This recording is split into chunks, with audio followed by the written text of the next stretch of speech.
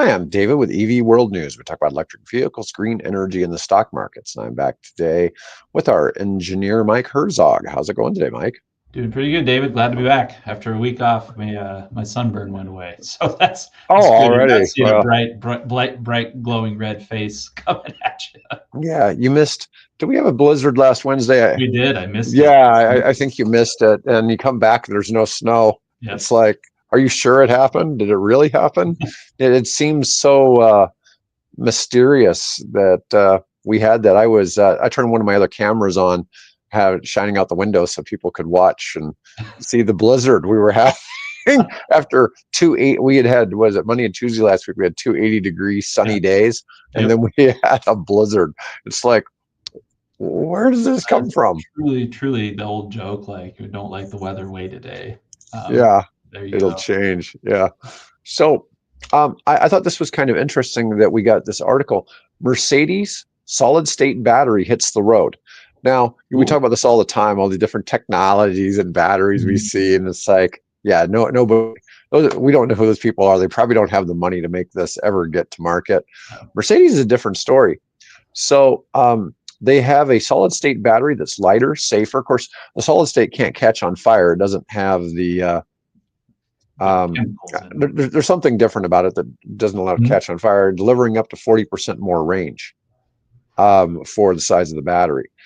And this is, let me see, 25% more range.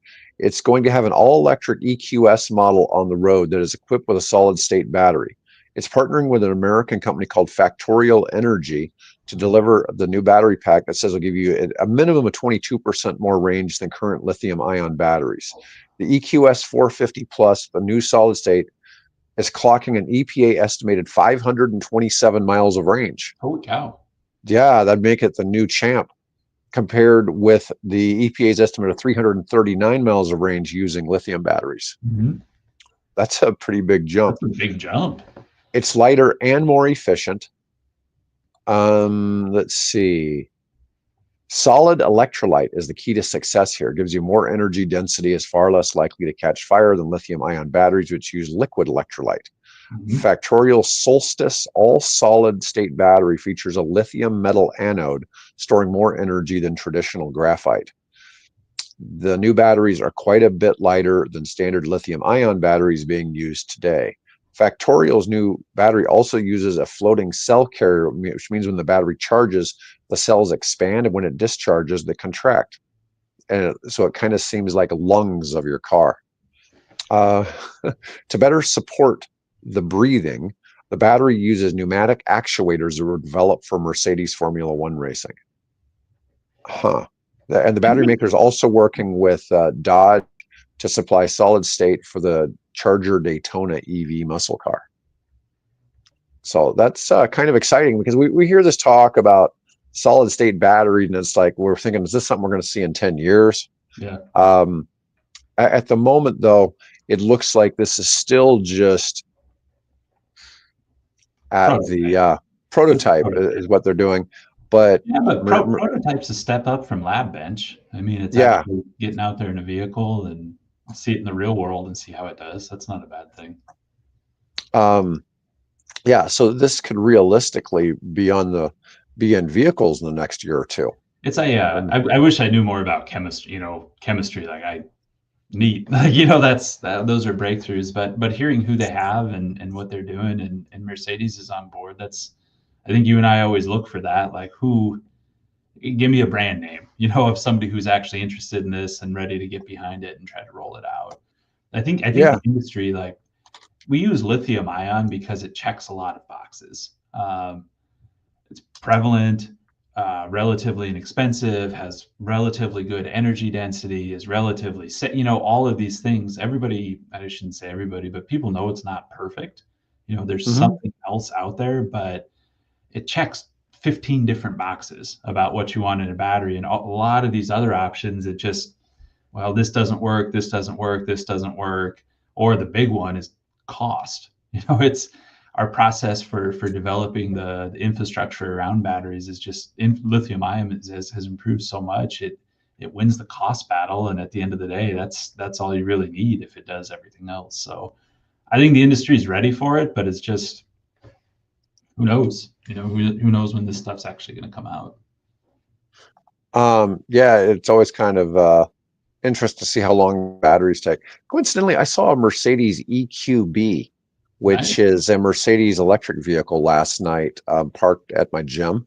Mm-hmm. And I was like, I never heard of the EQB, and it's a Mercedes SUV that's in the 50. It's supposed to be in the 50,000s. If you go to the dealer, it's like another Yeah. 15 or 20. Yeah.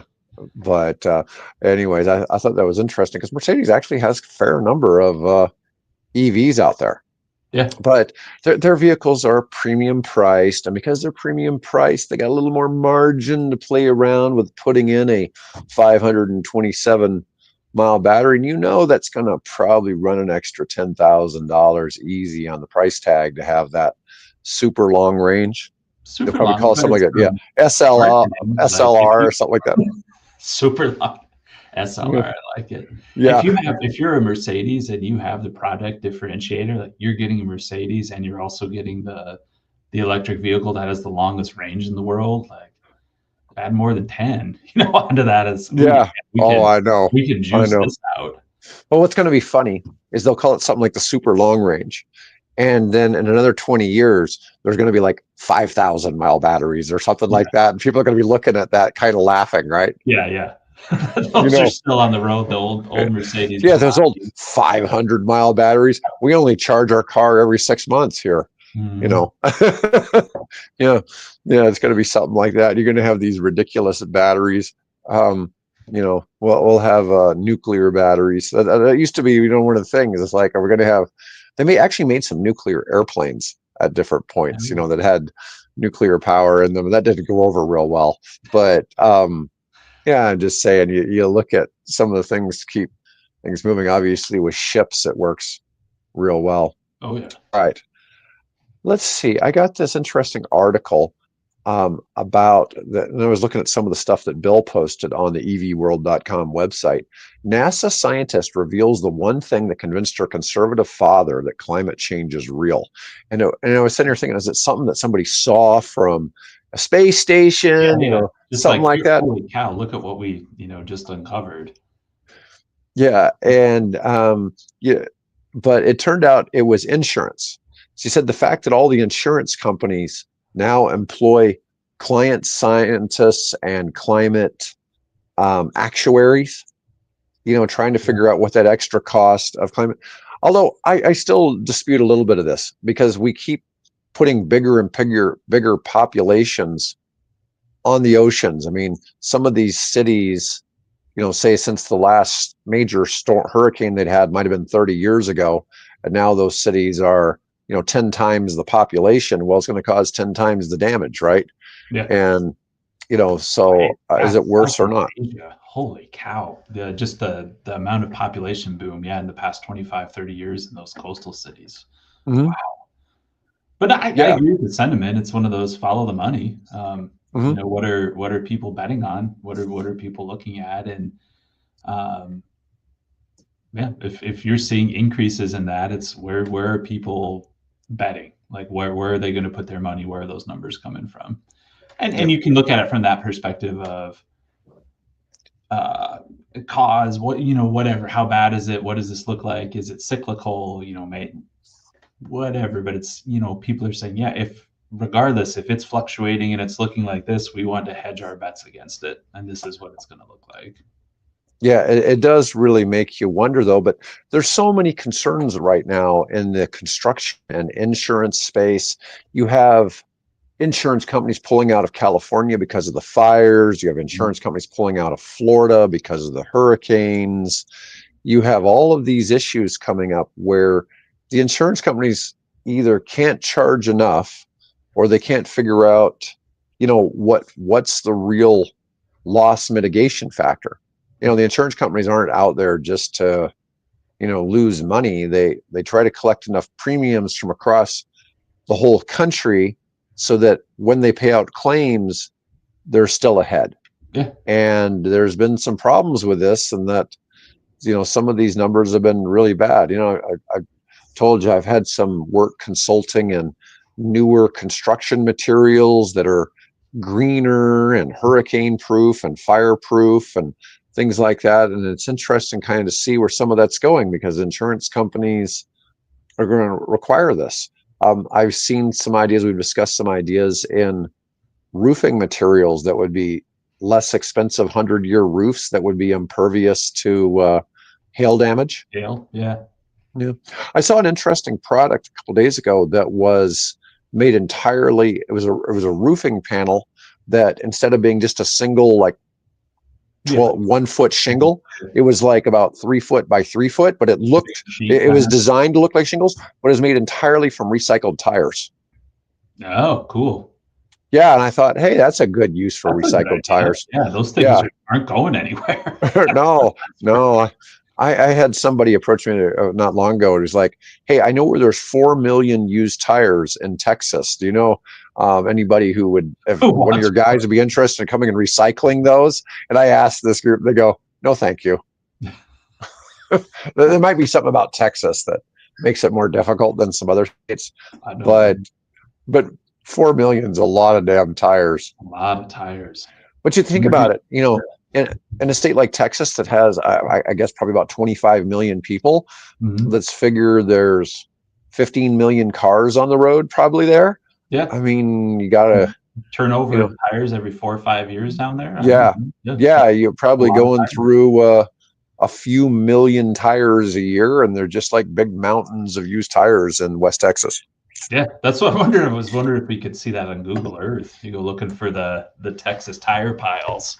Oh, That's, I'm sure if you knew where they were, you'd be able to see it. I mean, that is kind of crazy to think about, though, being able to yeah, see yeah. the mountains of tires. Oh, it's one of the. I never think about it. I go get new tires, and here's your $10 recycling fee on your old ones. You just want us to take them? Yeah.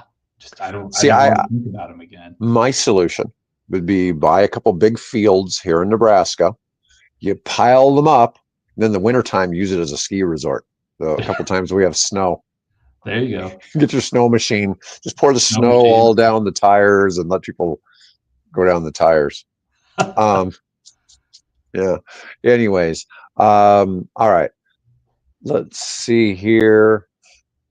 Um, one of my big stories today is this letter from the American energy producers and investors. So, in a rare move, energy leaders called for an end to subsidies, even their own. 28 oil, gas, and energy executives have come out in principled opposition to the Inflation Reduction Act's energy subsidies, including those that directly benefit their own companies.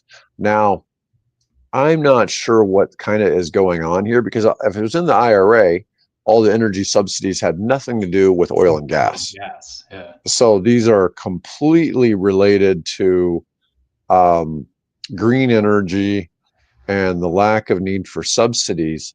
But I've looked a little bit at the letter, and the IRA subsidies cause devastating harm to American energy.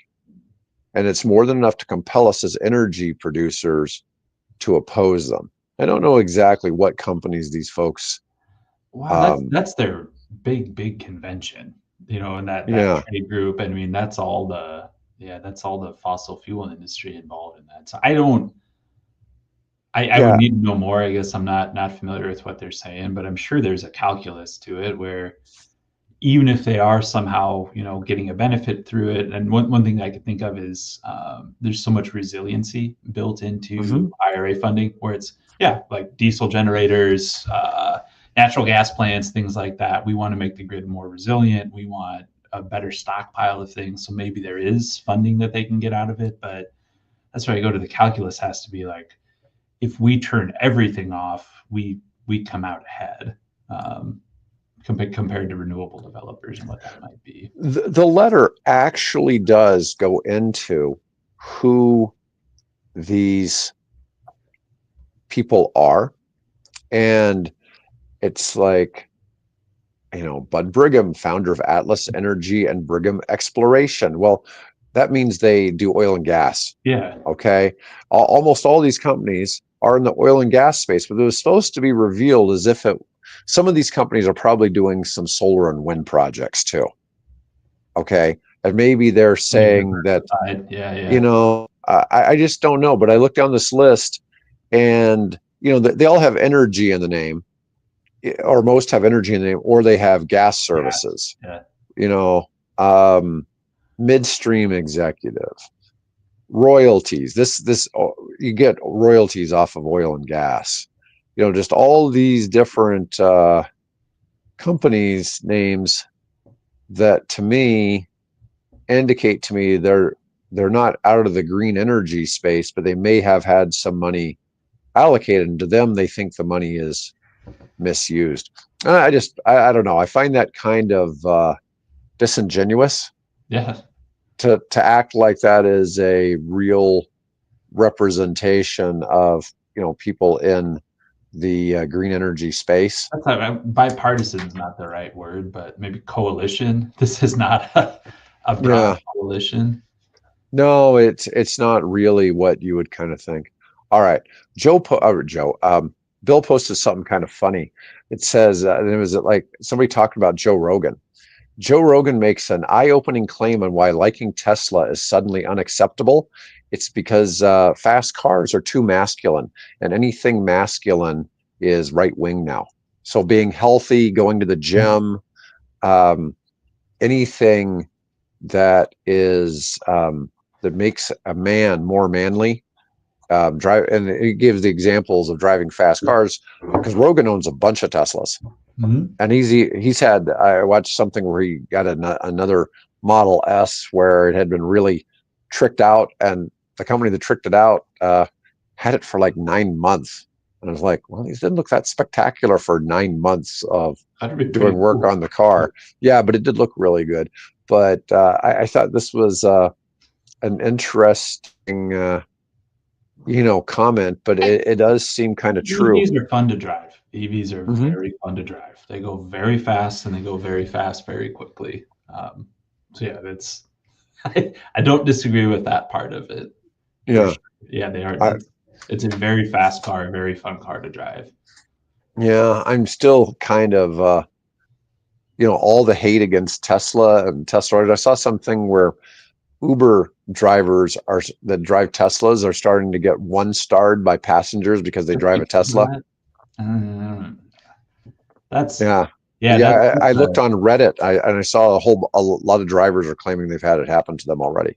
wow, that's I try to keep my political views outside, these discussions, but that's one of those like, God, that for a class of, not the class of people, but a specific job function that gets screwed over so much already and loses benefits. Like they found a niche and like, hey, this is operational and EV is perfect for this space. I bought a used Model Y, or whatever it is, and Yeah, it's the perfect. most Like green vehicle they can the use most to do the green job. vehicle they could do, and it's ride sharing and it's picking people up so people don't have to own another vehicle Walk. and all of those. Like, god, that's a space. That one sounds pretty petty to me, That one personally. really is. Yeah, that's Yeah. Oh, not. Musk has even spoken about it. It's like this is just ridiculous that somebody would do that. But yeah, on Reddit, there's all kinds of people who claim they've had that happen to them as drivers, and it's like they've got probably the most pro. I think a Tesla Model 3 is probably about the most profitable vehicle somebody can do rideshare with. And because I've talked to drivers when I've been like picked up at airports, and I've asked them about the economics. And like one guy was saying, he drives 100,000 miles a year, and he had been driving a Camry before that, and it was saving him like $800 a month. Yeah. Oh yeah, I'm sure it's a huge Yeah, deal. Yeah, yeah, it's what you want. I mean, it is what EVs are for and what you want them to be doing. And I don't know. I don't know that one's in dinging somebody, for that of, well, yeah, yeah. It I it made the just right seems decision wrong. for my business. Like, and it was Right. not a controversial decision 3 No. months ago. Yeah. Well, and Uber encourages people to buy electric vehicles, Mhm. and so I thought it's like, that's getting pretty petty. All right, so let's move on to EV charging super hubs are using solar power to solve the most annoying thing about electric motoring. Charging stalls for trucks, cars, and vans help prevent EV jams. Wow. So this is, let me see if I can enlarge this so it can really be seen. But here is a EV park in the UK that has 44 stalls. Wow. Yeah, wouldn't didn't see that coming. Oh, it's even got a Starbucks there. How convenient. That's a good place for it, right? I can see all the EV owners going to Starbucks, right? Um, yeah, 34. and they've got restrooms there and all Mhm. that. It's this looks more like a Rest stop. interstate rest stop, doesn't it? Because it's got the Mhm. picnic tables, all that, and yeah. Hopefully they got a dog park there too. You know, being that Mhm. big, that would actually be kind of a good use for um, an EV park would be have a dog park with it. Oh yeah, yeah, yeah. Yeah, because people can take their dogs and I walk the dogs love and all play. of these that are co-locations. I mean, yeah, put a bathroom there, put whatever, put a couple picnic tables, a little playground, dog park, all those things. I mean, just makes sense. Oh, and they got Yeah, they solar are. over here. Yeah. Um, yeah. Let's see. Solar panels and massive battery backups help reduce the strain on the grid.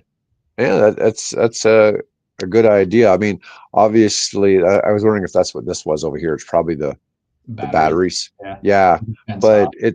it makes a lot of sense because that way you can charge up the batteries when there's not as many cars sitting there, and then you've got plenty of juice.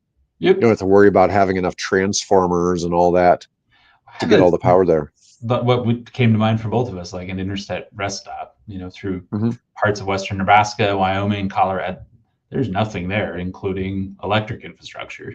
So it's just locating those things with 44 stalls. Yeah, if you can avoid putting big wires in the ground by putting on some solar and arbitrage it a little bit with battery, like great idea.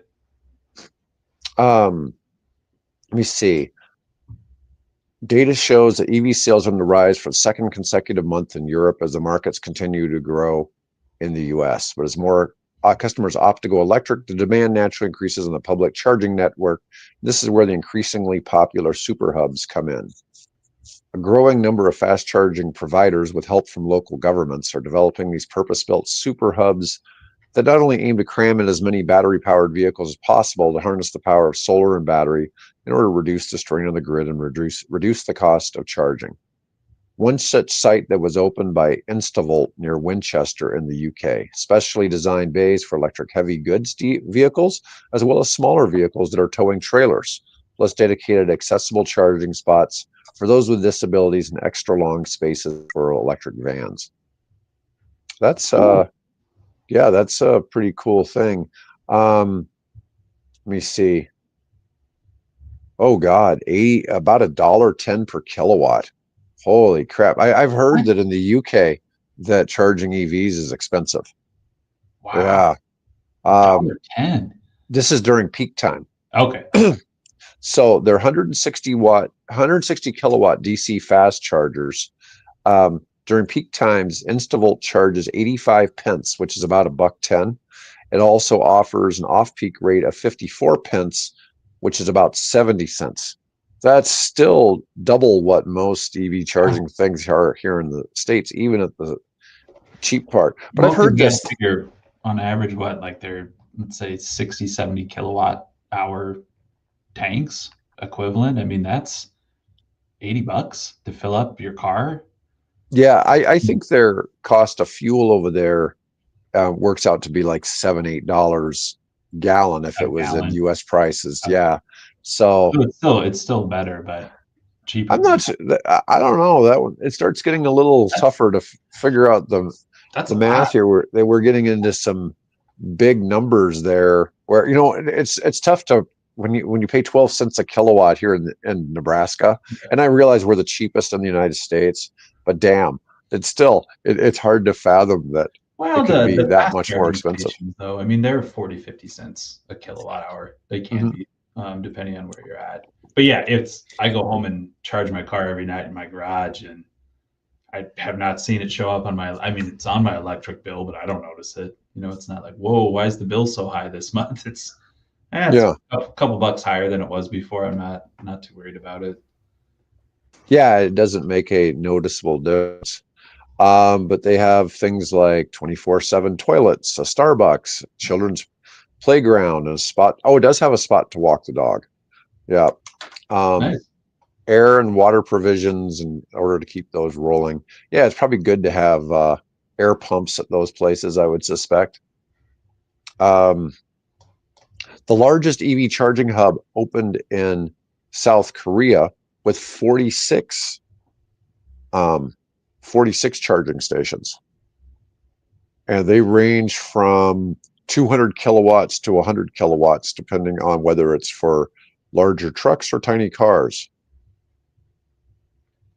Let's Cool. see. Oh, Tesla opened its largest supercharger site in 2023 with 98 charging stalls in Coalinga, California.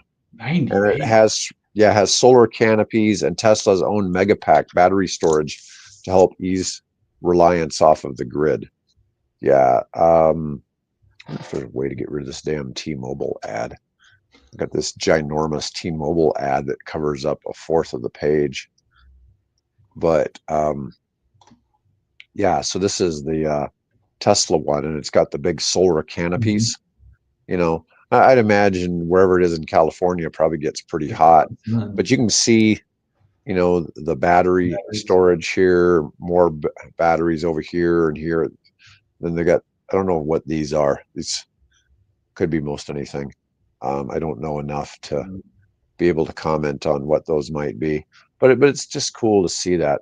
Yeah, Let's those see. are all those designs. I mean, it's people are starting to kind of realize that value in there of co-locating renewables, and you have a captive audience. I mean, for at least some period of time. I mean, put something there that people might want to use. Right, right. Um, so a common theme of just constantly coming up almost on the daily is people complaining about Musk not stepping down at Tesla. Okay. And this is a questionable thing. So one of the things is since the start of the year, Tesla stock dropped a lot. If we go back a full year, though, Tesla stock is up like 60%. Still Okay. from last year. Yeah. Yeah. From exactly a year ago. And in the last few days, it's been going up and down, bouncing kind of like a ping pong ball. So it's down 6% today, but up 16% overall for the past 5 days.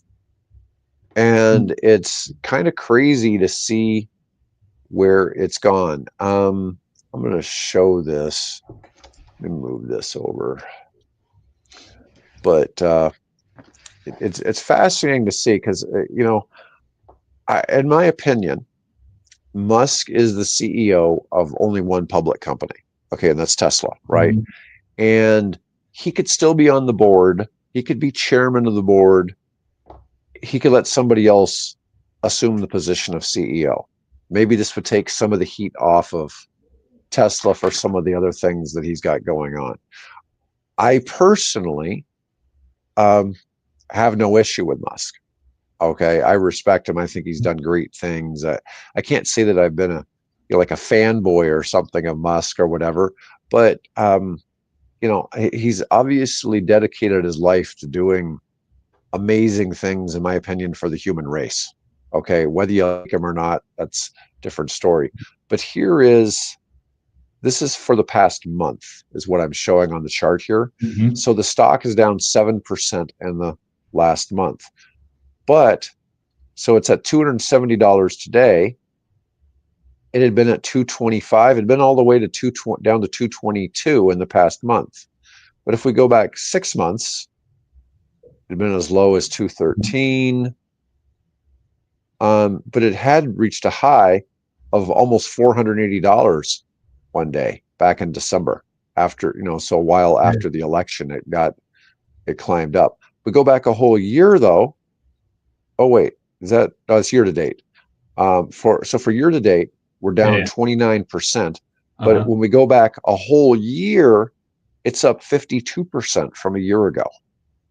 Okay. That doesn't seem, if you'd been in a coma and you woke Mhm. up and checked your Tesla stock, you'd be pretty happy to see in a year it had gone up 52%. So it's interesting to see the arguments on this. I do believe, though, with what he's doing in the government, Mhm. and the role he's taken, and the plan is for him to end. Doge is supposed to go away in, I think, June or July of next year. It has an end date. So, in my opinion, he should step down till at least that period, then he go back to being CEO again. Do you know Yeah. what I mean? I think it Yeah. would be Go on for the benefit sabbatical. of Yeah. Tesla shareholders. And Bill and I have talked about this a fair amount. We think he should bring back the original founders of Tesla. Yeah. And who knows? Who knows what that would look like? Because he also has to run the Boring Company, X. And he has somebody different that's the CEO of X or Twitter. And I'm sure there's somebody different who's, I don't know if he runs SpaceX as CEO or not, if there's someone different. I I think don't he know. You is. know what? I don't know about that one. Yeah, but he's got a few other companies like the Boring Mhm. Company, and he has other things, XAI and Grok, all these things he's got going on. But what he's doing with the government, and he's spending so much time on that, Well, it's and almost exclusive. I mean, it seems like it's every yeah, it every day. seems It like it. seems like that's what it is. So, I I think it could make sense. Yeah, go on Yeah, sabbatical. Say, hey, it's just I have other priorities. Just I'm going to hand over day to day, this and that, everything. It's impacting stocks. It's impact. Just yeah, step aside for a minute. but the stock is down 6% today, Hmm. which is funny because in 5 days it's up 16. It's at Yeah, that's fun. 270. Yeah. It was at 290 for a bit yesterday. And let me see, we're at 270, but 2 days ago it was at 250. And then on Friday it was at 235. So it's up $35 since Friday. It's like it just doesn't seem that terrible, but it just kind of makes you wonder sometimes what's going on. I saw somebody talking about how busy the Tesla service stations are right now, Hmm. that they're crazy busy, and that they're seeing a lot of things going on, that it seems like there's a lot of activity right now, more than normal, with Tesla facilities. Neuralink's kind of an interesting one. We never really talk about that one. I assume that's its own company, but I have no idea. you know, I don't know. I don't know how it's broken down. I don't think there's an overarching, alphabet, something like that out there, but or Meta. yeah, So I think they're yeah. all their own thing.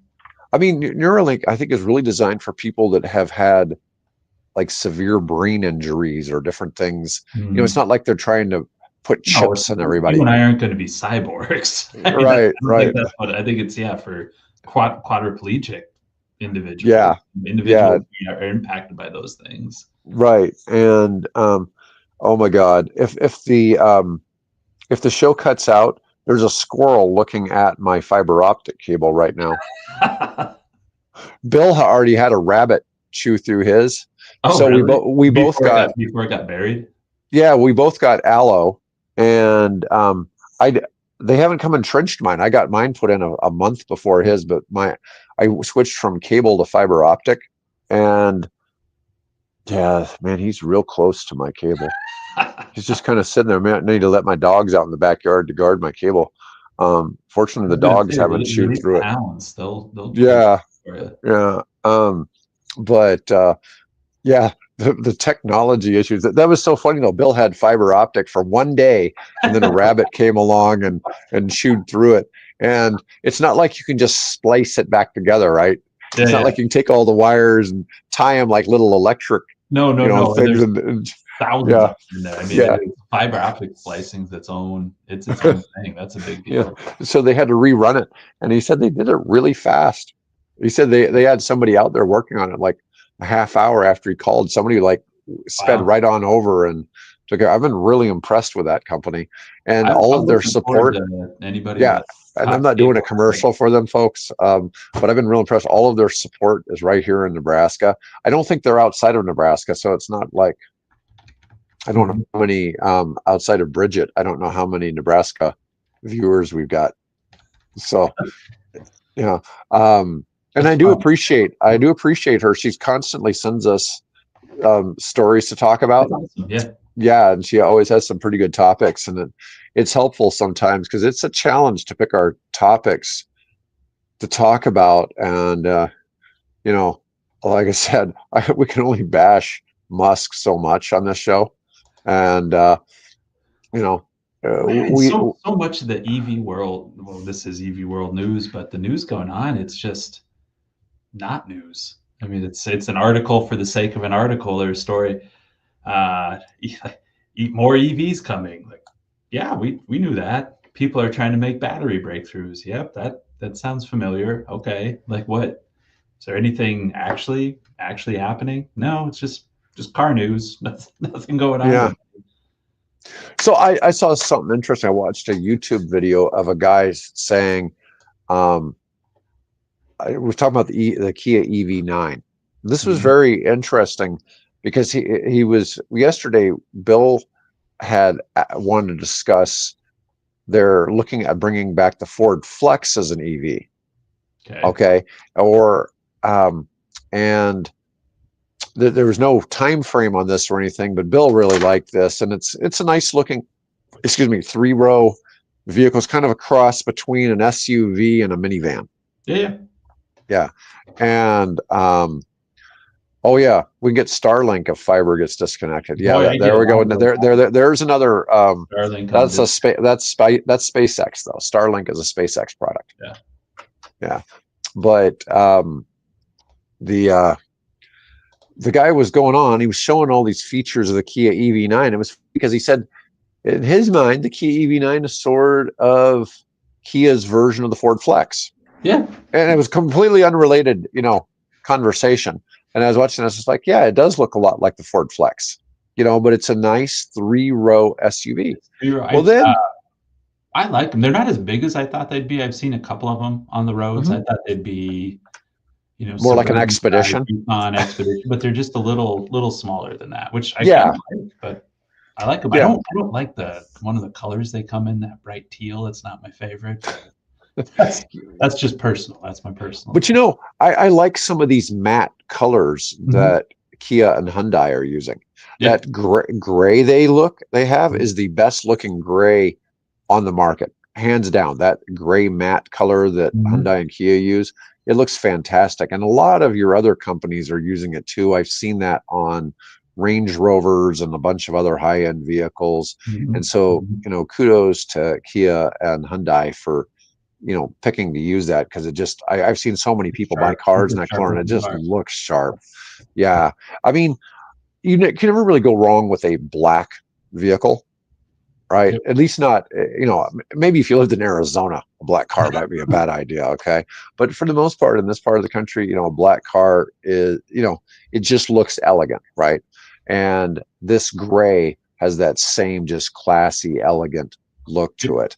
Yep. Whereas a lot of metal ones, like the metallic silver, metallic gray, doesn't have quite that good look.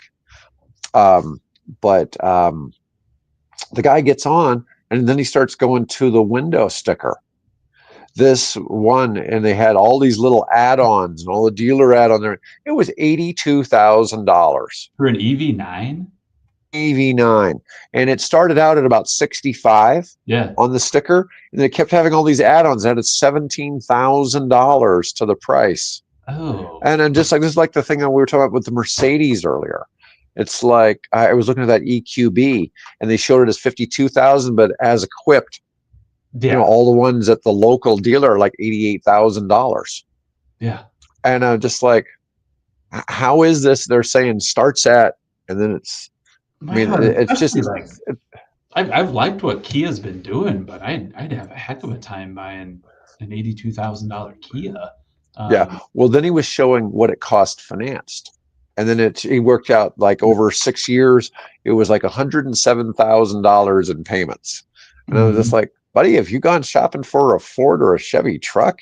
No, we're not Oh, even talking wow. an EV truck. We're talking just a Just a regular gas plain old truck. F-150. Yeah. Yeah. If you were doing that same thing and you're doing that, you're up, they're 80 plus $1,000 out the door. Mhm. And when you start talking the other, they're going to be those same numbers, but it Yeah. seems I think people would perceive more value in a full size Super Duty or Yeah. Yeah. super cab pickup truck than they would in if the EV9 was Tahoe sized, that'd Mhm. be different, right? But it's Yeah. not. It's not Tahoe sized. It's a little smaller.